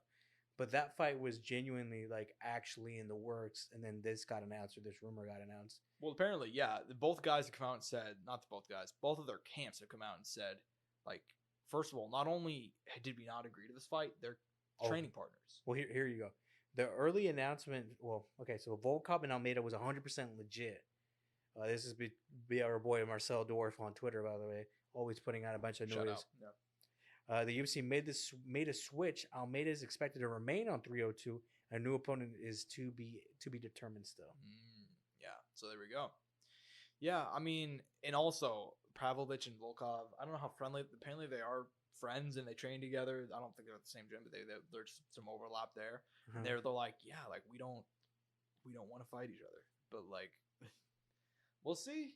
I mean, hey, last time this happened, it was MMA Media. We're the ones who we hijacked the contract in the mail and stopped Justin Poirier from signing against Benoit. You know. Anyways, oh, and by the way, dude, speaking of Dana White, did you see that interviewer that confused him with Joe Rogan? Yes. But you know what's crazy? I heard that was an hour into the interview. Dude, here I'm gonna set the scene. They're an hour and 20 minutes into this interview. It's an hour and 25-minute interview. And by the way, Dana's already done his whole spiel. He's like, yeah, I don't talk to MMA Media. They don't know what the fuck they're talking about. All the stuff. All the stuff you hear out of Dana. And then an hour 20 in, she's like, what is Joe Rogan's dream? And Dana's like, how the fuck am I supposed to know what Joe wants? And he's like, did she just fucking call me Joe Rogan? It's like, look, man, we may not be the most educated, but fuck, we're not calling you Joe. I know the difference, you know? So, fuck, where's Jimmy Smith in all this? You know what I'm saying, man? Like, another bald dude, you know, in MMA? Anyways, man. Yeah, so shout out Dana, dropping the bag on us for that one, man. Absolutely insane. So, but we have other fight news. Dricus du Plessis versus Israel Adesanya, apparently expected for UFC 305 August, Australia. Down under, baby. Down under, where Izzy lost the title, returning to the same nation, same arena, potentially face, I mean, his biggest rival at the moment, I guess is what you could put it, and fight for the gold again. Sean Strickland, I'm sure, will lose his mind at this. What do you make? Is this the right fight to make? I think we always knew Izzy was either going to fight Strickland or Duplessis in any capacity, regardless of whether one was holding the title or not. I do think in reality the best matchup you could have made was a rematch between Izzy and Strickland. But at the same time, you also had the issue of not having a very clear next number one contender for Duplessis to fight in the meantime when that fight would happen. Because like, you could have gone Robert Whittaker, but I don't think the UFC wanted to just do that quick, because then you could fall into the situation of like you get Izzy Rob again, but Izzy's leading 2-0 in the series. And it's kind of like, you know, it kind of throws Izzy straight into a title shot again. And I don't know. I guess the UFC was just trying to maybe avoid that. I don't know. But no matter what, we knew that Izzy was going to be somehow still involved with the title or involved with these top 2 to 3 guys in some capacity that would lead him to a title fight. And it's no surprise that Adesanya is going to be fighting again in Australia against Duplessis. And in reality, I think that if Strickland gets like one win and Izzy's champ, he could easily see him fighting him again. If not, they could do if depending how the timeline works out. If Dricus is to lose, you could do Strickland Dricus as a matchup. I mean, there's options. There's options at 185. There's a lot of options, and not only is there like a lot of options, like. But I will say you're in a tough spot if you're trying to break through into the potential. Like if you're in Brendan Allen's position right now, if you do beat Chris Curtis this weekend, you're kind of in a shitty spot because of the other guys who are in the rankings, like your Robert Whittakers, potentially soon your Chimaevs, and Strickland. It's a stacked division as far as the star power goes. You know? Oh yeah, 185 is fun as fuck. It is incredibly tough to kind of break into. And it's growing. It's still getting better. And there's guys coming up. I think that's very beautiful because 1.85 is in a tough spot, man. Barren. I mean, Brad Tavares was ranked 15th and 14th there for like quite a while. Years. Yeah. Yeah. Well, and not only that, but like we were talking about, like if Derek Brunson could get through, who was it? It might have even been DDP. They're like, yeah, he's gonna fight for a title, you know, and it's like, man, 44,000-year-old Derek Brunson, you know, getting that title, and he had won like 8 in a row. And the thing is, it's not that unrealistic. If Derek Brunson was still exactly in the UFC, he'd still be a ranked fighter in middleweight. Well, he left top 10, so yeah, like yeah, man. I mean, look, this is the fight to make. I know, you know, Sean Strickland. He's already said like, I'm not climbing the ladder. I'm moving to boxing, all this stuff. And it's like, Oh, you had your chance, buddy. it's like, dude, like I've seen, like, anyways, this is the right fight to make. I mean, I don't, Izzy, for all that he's done, you got to give him a title shot, man. And not only, even if you don't want to give him a title shot, like this fight with Dricus just makes sense. Regardless of the scenario. Because they were supposed to fight originally. And look, it took a weird way for us to get here, but it still makes all the sense in the world for them to fight. Yeah. I have no issue with it. Also, if Dricus wins, beats him in Australia again. Yeah. And what happens to Izzy at that point? And he represents Africa, I know that's a whole bit, but look, it is something. He is the African fighter. He is the African champ. That's the thing, right? Yeah, man. I mean, look, love the fight. Happy to see it. It's about damn time. And I feel for Sean Strickland. I do. I feel bad for the guy to lose split decision, first title defense. Doing the UFC a favor, fighting on that Canada card that nobody wanted to. But he wasn't robbed, and it had nothing to do with them trying to silence him and all that, like what he's saying. And yeah, it's like, that's very out. It's like, dude, if you're a Trump supporter, this is the only sport where you can benefit. By the way, we always got. being I a know Trump every now and then supporter, when we bring up Sean, we have like a little story about. Did you see his whole thing about the dog thing? About Dave Portnoy's dog? Was it about how, like, if you're a man and you have like dogs, you're like a pussy, and how you need to have a family instead or something? Like if you're a man who treats their dog like their child, Yeah. or something like that. But I guess his girlfriend was showing him a bunch of videos of Miss Peaches. Have you seen Miss Peaches? No. Miss Peaches is adorable, by the way. Okay. But regardless, the kind of story. By the way, just to give you a I was little. like, what the fuck? I don't know what any of that means, but okay. By the way, to give you some background, Dave Portnoy rescued a dog from a shelter or whatever. Oh, He has gone really close to the dog. Good. Loves the dog. Dog is adorable, super cute. Does it, and he's even dedicated to own social media accounts just to the dog, right? Where he puts up TikToks, videos, and all that. Yeah. And I guess Sean's girl was showing him some of these videos, and by the way, just to give you even more information on Dave Portnoy on this, since adopting her, he started a foundation where he's helping dogs and raise money to give dogs without. So homes. hold on. So hold on. Let's just get this. Let's go. So Dave Portnoy, who I don't like. I'm sure I've complained about him on the show before. I'm not a big fan. I don't hate the guy. I'm just not a fan of him. You know what I mean? Uh-huh. So he goes out there and does like a genuinely like a good thing. Mm-hmm. And Sean was like, because I didn't know the context. I don't think he's not bashing him about that, but he's just bashing him about being really close to his dog. I just saw him shitting on people that were like male dog owners. That's all I saw was him being like, that's why this country's in the place that it is. It's like, so I'm like, dang, I'm surprised he didn't bring up Mark Coleman. Now I think that really would have got people going if he would have mentioned something about that. I don't. Shut up. R.I.P. Tank, by the way. R.I.P. Tank. Yeah, that was the dog's name, right? Tank. I believe so. Yeah, I don't think he actually would have brought up Mark. I don't think people would have given a fuck. I think Sean Strickland is in that fun place as like, that's a fun place. It's like I don't he's in that place where it's like he can say whatever he wants, and there are people like, yeah, bro, like you speaking truth to power, bro. You know what you're talking. It's like how Ryan Garcia. You know what I mean? You just build up these audiences of people that don't care about whatever it is that you say. They're just gonna agree with you no matter what. I think people are actually worried about Ryan Garcia though. It's like half. I don't know, Josh. I think I've seen a lot of people who are actually concerned, but dude, you just gotta go on. I think there is some though. I've seen. You're not wrong, but I don't think it's as much as you think. No. I know it's online stuff, and online people just say the crazy shit just for clout or to agree or whatever, support whatever it is, But yeah, Sean Strickland could say whatever he wants. You know what I mean? Like I use this example, and I brought it's the same exact example last time we talked about it. Whenever he made fun of the teenager that died, the Shaylee Lip, yeah, and it's like, dude, like. And then you want me to feel sorry because you're depressed? It's like, no, man. Like, it's just, what do you mean? You've made fun of people who are depressed all the time. Now that it's you're like upset about it? No, man. Yeah, like, he's done a lot of things like that. Like made fun of vets. He made fun of, dude.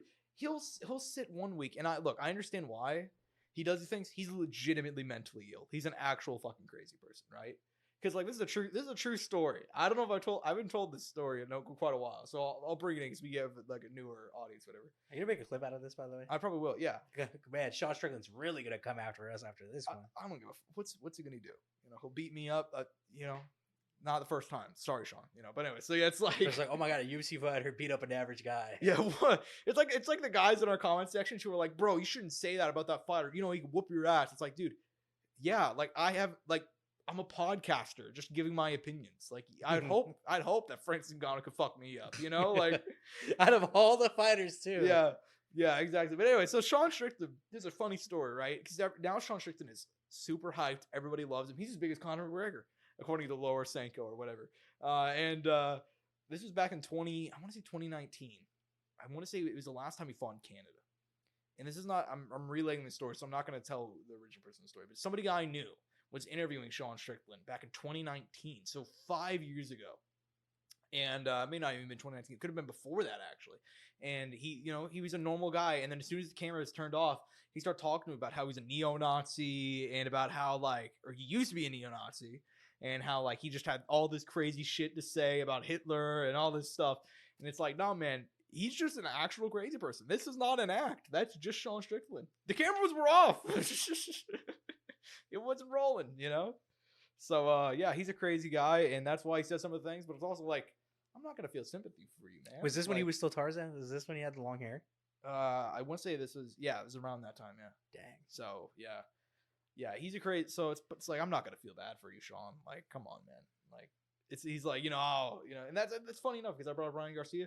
He talks shit to Ryan Garcia. He's like, you're a millionaire. You don't have actual problems. Think about the people that do have problems. It's like, dude, Sean, you made fun of those people last week. What do you mean? Sean, you got money too now. Yeah, and then he does those videos once a week in his car. He's like, man, I'm so depressed. It's like, man, Sean, me too. Do you love that Sean now does those videos in his house? Because I think he bought a house. He bought a house. And he has his robe on with his mug. And he's like, yeah, man. He drives a Tesla now. Yeah, he's like, I'm just so depressed. And, and it's like all this. And it's like, well, me too, Sean. But, I'm still paying off my car. All that stuff, So it's like, I don't really know what his point is half the time. I don't think there is one. But anyways. I think we should go ahead and move on because I'm going to go and move our thing around a little bit. We just brought up this man, Mark Coleman. Mark Coleman. He's going to attend UFC 300. So earlier this week, Max Holloway said, look, if I'm getting the BMF title, I want the real BMF, Mark Coleman, to be there to give me that belt. And that's what's going to happen, man. At least potentially handing out the BMF title. We don't know if that's confirmed.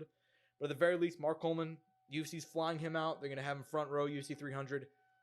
Best PR move the UFC's done in a long time. What do you make, man? I mean, Mark Coleman deserves to be there, right? Also, I think it's just a nice thing for them to do. Obviously, it's a PR move, like you said. Yeah. And he said, and obviously, Mark Coleman's kind of excited to do it. You saw he uploaded a video already. Yeah. So that's kind of nice to see that he's even himself genuinely excited for this. And I think they should go in there, and I think he should be allowed to hand the title to whoever the winner is. And I think it's just gonna be a fun event for him. So yeah, and it'd be nice to kind of get away from everything else and all the sad stuff that's happened. And I mean, the guy is a real life superhero at this point. He's already back at the gym. I'm not sure if you've seen this. Matt Brown, he's already working out. He's already coaching up guys again. So Chad, just Mark. Hey, Hammer House for life, bro. Hammer House for life, man. Just a fucking hero and the actual BMF. If they don't have him hand out the title, it'd be ridiculous, dude. If you have fucking look, I love WWE. If you have Dwayne the Rock Johnson, if you can give him the belt, you can give fucking Mark Coleman the opportunity to hand actual out that title. UFC legend. Yeah. I mean, hey man, The Rock, he's that Mark Kerr in the movie, so that'll be playing him. So he might be UFC legend someday, so. But if right now, man, yeah, Mark Coleman, they got to go ahead and give it to him. Yeah, if they just have him there, that'd be cool. But you got to give him that moment. Give him the moment of letting him stand in there with in that cage and give him the title. That'd be sick. What's not sick, Angel? You know what's not sick? Being $5 million in debt. James Krause, re-emerging after a year and a half out of social media. We have not seen him anywhere. He's not been active on Facebook, Instagram, Twitter, legal reasons, obviously. And since November of 2022, him and Derek Minner goes out there, throws 3 leg kicks, falls down like he's Peter Griffin. And then comes out that James Krause worked as an agent for an offshore betting company. Just tons of shit. Angel, he's back. He posted on Facebook, end of hiatus. 1, he's in real estate. He's already mentioned he's already had a couple properties before this. He's going all in on real estate. Not only is he going all in, Angel, he's currently $5 million in debt, but it's okay because he's offering you the opportunity to go ahead and learn from him in his real estate. He has a new Discord set up. This one, there's no inside betting information. Hopefully, There's a bunch of trolls in there. oh my god, I'm sure. I mean, how can you not? I've been there last week. No, I'm pretty sure you have to pay to actually join. By the way, did you read that whole post? I wanted to go through and read all of it, but it was I did. But it was just weird. He kind of didn't address anything else. He didn't address anything. In fact, the only comment, so somebody replied like, "MMA community misses you, James." Somebody replied, and he replied back like, based on what I've seen, probably not actually. Yeah. I mean, look, apparently the fact that you need to pay that, I cannot imagine in my entire life ever paying James Krause for real estate advice about anything at this point. You know what I mean? I mean, I get it. I know that it's probably a bit harsh, but like, look, dude tanked his life. You know what I mean? Oh yeah, he tanked his he life did. and it's like, and Jeff Molina and some of the other guys, they tanked their life too. And and look, I'm not the one to judge really. I mean, I've had Titanic level failures in my life, mostly with women, and but I've never like done a mistake that big in my life. That's just Some of us know better, but like I fight told fixing is rough, man. Yeah. Like I said, that's what I'm saying. I'd love to have him on here and just him have like a tell. And granted, I'm sure there's like a lot of legal reasons why he didn't say it. Yeah, and that's A why lot of stuff. Yeah, and that's why he's not talking right now. Yeah. About anything MMA related. I'm sure none of that stuff is all fully settled yet either. Oh no. Right? Yeah, I mean, he hasn't been formally charged. I think he's probably in the clear. But I don't know. Investigations take a long time, so I haven't seen anything. So I mean, we'll see. That was crazy though. Like they said, I'll never forget that FBI raids James Krause's house. Exactly. Like they straight up diddied his ass. Like they granted not as bad. I mean, I don't know if they raided all of James Krause's properties, but I'm sure they did. They probably did. They probably did. Just to be sure. Yeah, they probably did. But anyways, yeah, I mean that's brutal. It's brutal. But his whole post is like, if you're doing this, like the government has debt, everywhere has debt, and you just got to know the right way to use it. If the government has debt and this has, there's debt companies, why don't you have debt? It's okay to work with it and build upon it. And it's like, James, I'm not a real estate guy. But you know why it doesn't matter? Because if the government has debt, they just don't give a fuck because they're the government. You know what I mean? If I have debt and I owe money to the government, I go to fucking prison. What do you mean, James? Like, James, please, we need to have him here so we can explain it. We're gonna have him right here on the fucking couch, And it's just tough. It's like, yeah, it's like. Do you think he'd actually show up in person? Do you think he'd phone in? He'd probably phone in. But yeah, it's like, it's like James. Maybe that's why we need to have him on the podcast so he can better explain it to me. That's what I'm telling you. Because I want to interview him. Because it's like, yeah, it's like, dude, like in his post, like I read the whole thing, like I reported about it. It's like, I get what he's trying to say, but it's like, like I don't fully get it. I'm gonna hunt him down, Josh. I'm gonna hunt him down. You're gonna hunt him down? All right, good. I'll figure it out. You'll join the FBI and figure it out. But I'm sure people have already probably reached out, but oh, I'm sure. But maybe he'll come on a podcast. Maybe because we're Kansas City natives, and we'll be like, hey, James, we're outside. You want to do a podcast? Just show up at his house. We'll do it outside, literally outside. Just show up. No. I mean, like we're gonna show up at his house, not even tell him. Be like, hey, James, we're outside. You want to sit down for a 15-minute? You want to let us in? Yeah. Anyways, man, hopefully, we might even reach out. Fuck it, we'll do it. But anyways, man, a couple of things to go and wrap up. Ronda Rousey she's been very quiet, and people are like, oh, was she coming back to the UFC because she left the WWE? She's not wrestling. She's opened up on her retirement. She said she's never coming back to fighting. She said that she actually has severe concussions from her MMA career. That is why she's never going to fight again. And in fact, she said she actually fought Holly Holm with a concussion. She said she went into that fight hurt. So make of that what you will. Yeah, not a very intelligent choice there. No. I mean, it does kind of, maybe that's why she wasn't shooting for a takedown. You know what I'm saying? I mean, God, Josh. I'm fucking around. I'm sorry. I'm big. That's such a rabbit hole. And hey, look, I'll be straight up. I don't have any beef with Ronda Rousey. She's one of the most hated people in MMA. I feel like, which is weird. Well, and it's because I was there. You know what I mean? Like I was there watching her lose to Holly and I saw that too. overnight. Never seen it because you guys might think like fans turn on fighters all the time. I've never seen it like Rousey, bro. It was overnight. And now there was always a small minority that hated her anyways, because that's just the case for everybody, every single athlete. But the second she lost, boom, became the most hated person. That did not end, and it's still happening now. Everybody still makes fun of her. It's like, oh, what a clown. You know, she left MMA. It's like, I don't know, man. I kind of feel for her in a lot of ways, man. Honestly. I mean, she went to WWE. She went to WWE, you know, and I mean, she was fine there. You know, she's not going to come to AEW or anything. That's not happening. Doesn't seem like that. It looks like she's just done and probably going to live out life. Her and Travis Brown, they have a farm now. Yeah. You know, so good for Ronda She's Rousey. just living and enjoying life.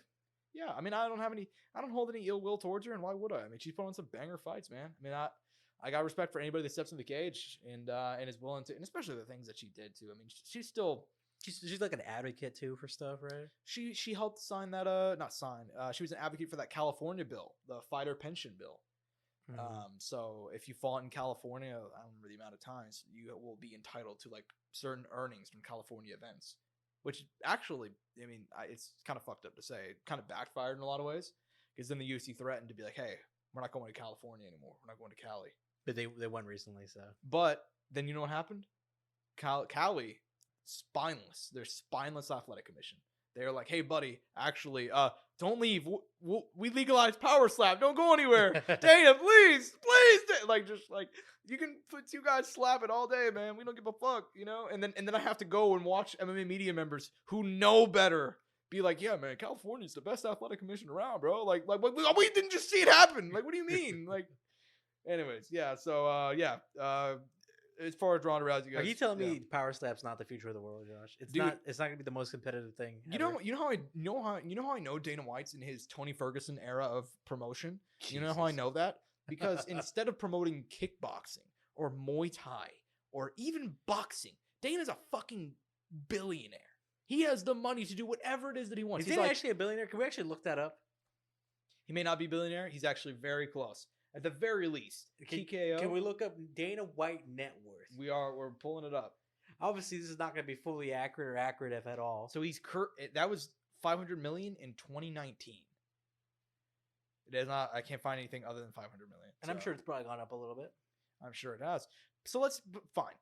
Dana White himself won't be paying for it. It'll be TKO. TKO is a $21 billion company. That lawsuit did sure as shit didn't. They tried to take a hit on it, but it couldn't. Didn't take a hit. You know, so it's like, dude, you're gonna, rather than promoting that, you're just gonna promote. And I know why he's doing it, but it's like, because he doesn't have to pay these guys anything. These guys are getting paid $2,000 to show up and get knocked the fuck out. The Power Slap guys are only making like two. They're making 2 and 2. Yeah. Jeez, what's the champ make? I don't know. I just know that. So whenever Eric Spicely, you know, that years ago, remember Eric Spicely submitted Thiago Santos? They're like, hey, you want to do it? You add some legitimacy. And he's like, how much you paying? And they're like 2 and 2. He's like, go fuck yourself. What do you mean? Like, so. I don't know if I mean that's the higher level too. That's Eric Spicely, a former UFC guy, and they're like, yeah, 2 and 2. So I don't know, but yeah, Dana, man, what the fuck? Yeah, Dana, he'd rather start an entire new sport, and rather than promote boxing or kickboxing or Muay Thai or whatever it may be. It's like, dude, yeah, because then you'd actually have to pay those guys, Josh. Not Muay Thai. You know how much one championship pays their Muay Thai guys? Not a lot, but a lot of those guys come from Thailand, so fucking. That's true. 10 racks will do them good for a whole year. That's true. Yeah, you're not wrong. But they're getting paid like, it might even be like $2,000. Dude, but some of those Muay Thai guys, I watched the video, have made like some of them make bank. Some of them made pretty decent money, and they fight so often too that it like some of them it works out, you know. Yeah. But yeah. Anyways, yeah. So that's kind of that. I mean, shit, you Rotang almost 300 fights or whatever. Yeah, I'm sure Rotang's not doing too bad. Maybe I'll just move out of Thailand. The American dollar goes way further, you know? Like, oh yeah, tired of struggling here. You know what I'm saying, man? Fucking, let's get a remote job. Yeah, exactly. Anyways, man, a couple things to wrap up. We have clarification. We have news on Jake Paul versus Mike Tyson. We knew that it's gonna be at heavyweight. Know it's on Netflix. We know it's AT&T Stadium in Dallas, Texas. 80,000 fans. But it is not a professional fight. Mike Tyson has confirmed, 57-year-old Mike Tyson, that it will be an exhibition. So, AKA, it's not a real fight. So, I mean, Do you give a fuck? I mean, make that money. I make the money, but I don't. Theoretically, though, someone could still get knocked out. Theoretically, somebody can get knocked out. But we saw what happened with Mike's last exhibition with Roy Jones. And Roy Jones is a legend, and maybe he won't give Jake Paul as much respect, as he gave another legend in Roy, Captain Hook. But I don't think I don't really give a fuck, I mean, Deji versus Floyd Mayweather was an exhibition too. That's true, but Floyd takes a weird approach to these exhibitions. If you're somebody who's like even moderately okay at boxing, he's just gonna jab away and put on a show. You know what I mean? He's gonna talk shit and all that. But dude, he knew Deji had nothing for him. You know what I mean? Not only was Deji was like, but the Josh, same Deji size. made him bleed. Which, by the way, funniest thing of all time. Deji lands like just a grazing right hook or something and cuts him open, and Floyd's like, "Fuck this dude," and then just got him out of there within 30 seconds. It was like the funniest shit. Yeah, I mean, look, I don't care about these exhibitions. I mean, it's 2024, man. I care about real fights. I mean, I'm gonna watch it, and they'll probably build it up pretty well. But like, if it's not a real fight, who cares? You know what I mean? Like. And realistically, it should be an exhibition for Mike's age, but that's kind of the thing, right? If it's exhibition or nothing, you might as well just do nothing because it's not a real fight. So, I think right now Jake probably doesn't know exactly what direction he's gonna go as far as his boxing career. Yeah. So I think he's doing this at the moment because it's still boxing related, but it's not his actual professional bout. Yeah, I mean, it's just a waste of time, though. I mean, whenever they said, I'm sure they'll figure something out though in the background because.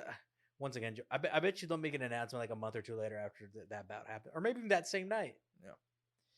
Well, probably. But it's just one of those things that it's like, man, like, I didn't want to see this thing to begin with, but if you're gonna make me watch a 7-year-old, they're gonna be like, and Andre Ward is coming out of retirement to face King. But it's like, dude, if you're gonna make me watch a 57-year-old Mike Tyson fight, it's like, at least make it be an actual fight. You know what I mean? I mean, Butterbean's coming out of retirement. Do you think they should make Butterbean and Mike Tyson go at it? Here's the thing. I'd actually watch that if it was an exhibition. But like it's like they made it like the least interesting way to me. And I know it's just me. Nobody. And they built it up kind of weird too, where we didn't know, and they were kind of trying to. And I hate that shit. I hate they fucking honey dicked you. They honey dicked me. If you're good, dude, you got to come out and say, hey, this is an exhibition, not real fight from day one. You can't wait a month and just be like, oh, Mike's interview. It's gonna be free though, right? It's gonna be free on Netflix. So exactly. So I guess in that case it doesn't matter because someone's unless they change their mind. I mean, Netflix raises prices every 3 months, so I mean, it's only a matter of time before they change their mind. Actually, we went fucking $75.99. What do you mean? Like, it's just no one would ever pay that in their right mind. No, I'd hope not. But yeah, I mean, I don't care anymore. I mean, I'll still report on it. I'll probably watch it. And we'll probably talk about it on the show. I'll watch it. I'll definitely watch it. Yeah, but it's one of those things. It's like, I mean, look, if you're gonna do it, be upfront about it. For one, for two, don't hype it up as a pro fight. For three, why are you doing exhibitions in 2024? That's it. That's it. Everybody knows what the deal is because it's one thing. It's one thing for like Logan and Floyd whenever they did it back in like May of 2021 or whatever the fuck, right? Josh said that was 21, Yeah, or I mean, jokes aside though, we've seen so many of them that we know what happens. It's like they'll go out there, throw some body shots. Maybe we'll get lucky and get a few clean punches that land, but for the most part, no, it's just a show, and I don't really care about that. You know what I mean? So that's it. Yeah. Any closing thoughts, man? Not really. Yeah, that's what I thought. We're gonna move on to some real fights now. A real fighter. CM Punk, former UFC welterweight CM Punk, did a long interview on the MMA Hour with Ariel Helwani, where he talked about a bunch of things: his UFC career, his WWE return, his AEW exit, which was entertaining stuff. He said that he had no regrets about how his UFC career went, and he was kind of talking about it. He's like, he's like, oh yeah, I was talking to my wife. He's like, how old was I when I did UFC? Like 30, 35? And then she's like, oh no, you were 37. He's like, what the fuck was I thinking? So 8 years on from the CM Punk experiment, Angel. Dang, it's been that long. Yeah, it was September. Wait, so CM Punk's 45 now? Yes. 45, 46, 40. I think he's 44, 45. I may not be. So he fought in September of 2016. So we're not fully 8 years yet, but we're pretty close. So he's 44, 45, so around there. But yeah, so 8 years on. What do you make of that whole thing, Angel? I mean, I know that some people were talking about it because he talked about it, You give it a try, man. You got to respect that. To just go straight to the top. a sport like that and put yourself out there, you gotta tip it, no matter what the result is. That'd be like some like I don't even know what you could equate it to, but like someone random going into boxing and then instantly fighting a top 15 guy. Yeah, not 15 guy, but like let's just say some other guy with like a somewhat okay record. Yeah, because I mean, Mickey Gall was not a top 15 guy, but he was still a young guy who had gotten wins. Had a lot of potential. Still in the UFC all these years later. Now, yeah. So, yeah, I mean, great jiu-jitsu. Commented on the feet, big power, just not exactly refined. You know what I mean? Yeah. So, and then he fought Mike Jackson, who defeated former UFC welterweight champion Pat Miletich. I mean, he that would be years later though. Josh. I know, I'm fucking around. Yeah. Hey, but you know what though? This is always the funniest thing to me. I was like, hey, you know what? Mike Jackson did not technically defeat CM Punk. That's a no contest. He does have a win over a former UFC champion. Also, couldn't beat Punk, but I mean, CM Punk's 0-1 of his UFC career, man. Not a bad deal. Oh, 1-1. We'll take it. We'll take it, boys. You know. Also talked about. I mean, I know you don't know enough about his AEW run and all that sort of stuff. So I won't talk much about that. But yeah, it was a fun interview. If you guys want to watch it, was pretty funny. I thought about watching it. I watched a little bit of it, but not a lot. You would enjoy it. He kind of breaks down everything from like the last, because he doesn't do many interviews. From like his UFC career to like now, basically. That was what the interview was about. I know he addressed the situation at AEW. He addressed the AEW situation where he was like, you know what? Whenever I got fired, I thought I was doing the responsible thing. I didn't even punch him. I just choked him a little bit. And I'm like, I wonder how he choked him though. Apparently it's just like put him in a little guillotine, just front face. That's all I know. Was it that? Was it schoolyard choke? Yeah. Was it or was it a fucking Luke Perry's son, dude? Starting all that shit, Dang. Jack Perry, Jungle Boy Jack Perry. Yeah. Wait, Luke Perry, the guy who passed away, who was on You don't know this? I guess I didn't. Yeah. So yeah, Luke Perry. That same Luke Perry. His son is a pro wrestler. Jack Perry, Jungle Boy Jack Perry. He was in AEW, and like him and Punk were arguing about something. Like he wanted to use real glass for like a spot, like a stunt or whatever. And Punk's like, that's fucking stupid. Like you're not doing that. And he like helped run AEW Collision, which was like the new show he was on. It's like, you're not doing that. Pay-per-view comes. And Jack Perry said some shit like he like did some sort of stunt with like a car breaking the glass, whatever. And he looked in the camera, he's like, real glass, go cry a river or something. Just like a clear shot at him. Off the script. Yeah, off script. And Punk was waiting for him in the back because he was the next matchup. He's like, why do you always got to do? Why do we got to do this stupid internet shit? Like, what are we doing? And Jack Perry's like, do something about it. So he did something about it. And I don't know. I will say this much. I'm not going to stay too long on it. It is always funny to me anytime he talks about AEW, because then you get all the people who are like, I can't believe, oh God, he took it too far. He shouldn't have done this. It's like, are you guys? I know some of you guys aren't, but are you guys grown men? Like sometimes people just fight, and that's just the way it is. Like that's just what's going to happen. It doesn't mean it's the end of the world. Nobody got too badly hurt. Nobody got brain damage. Like. Punk was let go from his job. Yeah, he went go from his job. Went and did something else. We don't gotta be that big about it. It just is what it is. Sometimes men fight. It is what it is. It's the only thing I'll agree with those alpha male like Andrew Tate types. Like sometimes fighting just is. That's the only way that's gonna solve a situation. I mean, it just is what it is. It's letting it out. I guess that's probably what it is. Yeah, it's like, oh, you shouldn't let words affect you that much, but it's like, but they do. That's life, man. Like that is life. If you talk shit, you should be prepared for the consequences. Whatever happens, that's just the way life works, But yeah, man. So that's all I got for that one. Hopefully we'll see CM Punk back in UC any day now. So set up the super fight with fucking Brock Lesnar. No weight classes, Open weight. Valley Tudo. Fuck yeah, dude. Honestly. No gloves, just bare knuckle. Yeah. Have them fight. 15-minute rounds. 15-minute rounds. We're going pride rules, head stomps, Soccer kicks. We're gonna throw Bam Bam Bigelow in there, make it a triple threat match, just Bobby Lashley's gonna show up. Fatal four-way. DC as the ref. DC is the ref. Throw in, who's a guy who went from MMA to wrestling? Junior Dos Santos. He's in there too. Throw some other guys in there. Cain Velasquez. Hell in a Cell match. 6-way Hell in a Cell match. Cormier's the ref. Could you imagine? Pay-per-view. $75.99. Anyways, so you pay for that. Yeah, I'm not paying. I'm going to my local Buffalo Wild Wings for that one. No, you pay for it. Anyways, so this is the last thing to kind of close out with. We are Kansas City natives. Talk about that a fair bit. I mean, we we like to rep our city, sometimes depending on when it happens, depending on what's going on. Damn, Josh. Nah, I'm fucking around. But anyway, so yeah, yesterday, Jackson County and Kansas City, they held a vote, a rare spring vote, to determine if the Royals could get a new stadium right in the center of downtown, which would wipe out the Crossroads district and take away like 20 stores or some shit. Yeah. And we were gonna go ahead and bankroll it. Surprisingly, we told them to fuck off. I was very surprised about that. Kansas City stood on business. No one, but in a landslide. Like for political, if you guys don't know, if a race is won between by like 1 to 2 points, it's a close one. 3 to 5 points, heavy win. 7 to 10, a blowout. Biden, for the record, 2020, Biden won by 7%, which makes it funny that the whole election was rigged. It wasn't even close. So anyway, it was, and then they won by 18%, dog. It wasn't even close. It was a blowout. It was a straight up just blowout. Landslide. That's the word. Thank you. Landslide win for the no vote. The Royals, I'm sure they're going to threaten to move. They're not going to go anywhere. Even if they do, I mean, congratulations, fucking Nashville. Have the worst team in baseball of the last, 16 out of 20. Why, years. have they been a rumored location? I think Nashville's building a stadium. I don't know if they've been linked to the Royals, but I know the Royals, that was basically what they said. They're like, hey, if this fails, we don't know. Who knows where we're going? All that stuff.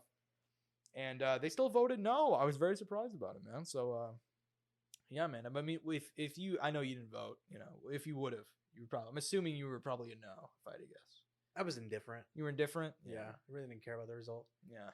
That's kind of the way I feel. I mean, I don't know. I understood both sides. Yeah. Both sides made sense. Yeah. Because a downtown ballpark makes sense. It makes a lot of sense in But also the people you're removing from that area. Yeah, and it's By the way, if they did that, would they financially help those people in any capacity? Or I mean, in the same way that the government, I'm assuming they would, in the same way that the government always does, where they give you some money but not enough to actually help with anything. Like the COVID checks, where they were like, hey, I know a bunch of you guys lost your jobs, here's $600, that sort of shit. I'm assuming that would probably be the case here. You know what I mean? So I don't know, but I don't know for sure, but I do know that yeah, man, it's crazy that who knew? I mean, it's very rare though. It's very rare when this sort of thing it actually fails, Oh, but I'd watch a decent bit of the local news. And every time they had any sort of interview on there, pretty much everybody was against it. Yeah. So I wasn't very surprised, but like you said, I thought it was gonna be closer. It ended up being close at all, like you said. Yeah, I thought it was gonna be closer too. I wasn't surprised to see the no vote win, but I was surprised to see it that lopsided, bro. I mean, but at the same time though, it's man, you really. But I think a lot of us Kansas City natives hate the traffic down there. And then could you imagine on a day where there's a concert, oh my god, and a ball game at the same time, and the women's stadium's being built now, or is going now, and all that stuff, and the construction that's always ongoing. Yeah, but it's just they want to do all that, and not only that, but they didn't want to as a part of their plan, which they changed their plan 7 different times because they couldn't figure out which is part of the reason it probably failed, because they were changing so fucking often, And then as a part of their latest plan, which they were going to go for, they weren't going to create any new parking. They were just going to have the big ballpark down there in the middle of downtown. It's I mean, I know we have a lot of parking, bro. That's pretty optimistic. Yeah, so. That's pretty out there. So, and then the Chiefs, they wanted to just demolish Kaufman and then just put up more parking. It's you guys picked the most boring possible way. I feel for the Chiefs in a way, because the Chiefs just wanted money to demolish Kaufman, and to put some VIP seats up. That's it, or some just small things. But then the Royals owner just fucked up so badly. But yeah, I mean, that's that. So, weren't the Chiefs just getting an upgrade? Yeah, that's all. They just wanted a small upgrade. Yeah. So, but at the same time though, it's I was really, hey man, I was proud. You guys flipped the bird. I mean, that's all I'm gonna say, man. I mean, look, man, if you, I mean, you guys are billionaires, and you want us to not only pay you to build the stadium, but you want us to pay so we can kick out some people from that area? Fuck off, man. That's not cool. So, yeah, we'll see what happens. I mean, if we lose the Royals, that would suck. I'm pretty sure the Chiefs would just move over to the Kansas side. I feel like the Chiefs are so ingrained, but I don't know. The Royals though have been. If you guys are just like watch us for our content and you're not like a baseball fan, the Royals are like, what's an MMA comparison you would make for them? They're like the Chase Sherman of the MLB. Yeah. They'll get a win one out of every 5 fights, basically. Out of every 5 games. Chase Sherman might even be like, dude, no, honestly, right now we might be fucking Crazy Horse. Yeah, actually, that's a great comp. The Royals, they like Crazy Horse. They had a prime. They had some great runs. They had a moment. They had a moment in the sun. Just like Crazy Horse knocked out Vanderlei Silva in the back. The Kansas City Royals won the World Series. They did in 2015. And you know what they've done? And then it all went downhill after that for Crazy Horse and for the Royals. Yeah, the Royals, I believe, I looked at the stat. This may be incorrect, but it's rough. It's a sound off fact. It's pretty close to the truth, right? They have 4 winning seasons in the time that I've been alive. I'm about to be 23 years old, and they've had 4 winning seasons. I'm not even talking about. I'm being nice. I'm saying like when they won one more game above 500. You know what I mean? I'm giving them just not even great season, just average to good 4 in my entire existence. And that's when they were winning. Yeah, exactly. And that was those World Series runs, and then 2 other years where they didn't do anything. So it's like, you want hundreds of millions of dollars, and man, what are you doing? If anything, those hundreds of millions of dollars should go into making this team better. Hey, exactly. Hey, buddy, if the Royals were even an average team, it wouldn't even be a conversation, I think, for a lot of people. You think it would have been a little easier? It'd be easier, but it's just so insulting to be the worst team in baseball, like 25 out of 30 years, and to be they like, want hey, a new stadium. Come on. Like, it's like, and we talked about this, and we like the Kauffman, man. Yeah, Kauffman's an awesome stadium. I would hate if they tore it down to begin with. But I would get it if it's like, yeah, we're putting up a new stadium. We're just paying for it, It's like, okay, I get it. I wish I would just renovate these 2 places. I agree with you. But apparently, actually, here's the reason why I have to move, Angel. I'm not sure if it's apparently there's specific concrete that they use will actually give you cancer at Kauffman. Man. So the owner of the Royals hired out a guy to create a study, and they found it. I mean, isn't that just so terribly convenient? We can end it on that. Yeah, we're gonna leave it on that. I am at Josh Evanoff. He's at Angel Ortega _01 at Courtside Sound for all things relating to the show. Hope you guys enjoyed. Peace and butt grease. No mouse click once again.